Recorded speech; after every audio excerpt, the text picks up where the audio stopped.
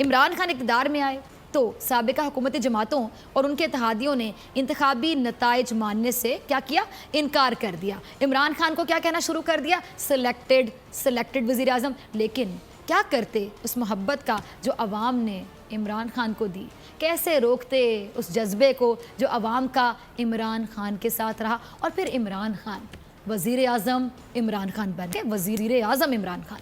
यहाँ पे मुझे एक जुमला बहुत शिद्दत से याद आया, मैं आपके साथ शेयर करूँगी। छोटा सा जुमला, मेहनत कर हसद ना कर। सुना है ना, अक्सर ट्रकों के पीछे लिखा होता है मेहनत कर हसद ना कर। ये मैं उन तमाम लोगों से कह रही हूँ, उन तमाम इंटेलेक्चुअल से कहना चाहूँगी, बल्कि सो कॉल्ड इंटेलेक्चुअल्स हो तो सही होगा, उन तमाम जमहूरियत पसंदों से, सो कॉल्ड जमहूरियत पसंदों से कहना चाहूँगी जो इमरान खान साहब के अमरीकी दौरे पर जाहिलाना तनकीद करके खुद की प्रेजेंस को साबित करना चाह रहे हैं।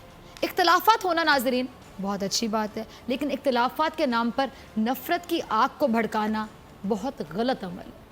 पीपल्स पार्टी की अगर हम बात करें, पीपल्स पार्टी वालों को तो बिलावल से इतना तो मेरे ख्याल से सीख लेना चाहिए था कि वो कम अज़ कम कौमी मामलात पर सियासत नहीं करते हैं। कौमी मामलात पर वो वैसे ही रिएक्ट करते हैं जैसे एक सियासी जमात के लीडर को करना चाहिए, बड़े दिल से काम लेते हैं। इससे पहले भी फैज़ाबाद धरने पर सबसे पहले बिलावल साहब ने ही इमरान खान से कहा था कि कदम बढ़ाओ इमरान खान, हम तुम्हारे साथ हैं। याद आया, इंतहाई मैच्योर कह लें और सेंसिबल रवैया कह लें बिलावल ज़रदारी साहब की जानिब से कौमी मामलात पर अक्सर देखने को मिलता है।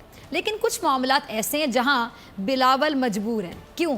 क्योंकि बिलावल एक बेटे भी हैं, इसलिए हम समझ सकते हैं। लेकिन जैसे बिलावल साहब फरमाते हैं कि वो तामीरी तनकीद करते रहेंगे, तो हम भी बिलावल साहब पर तामीरी तनकीद ज़रूर करते रहेंगे।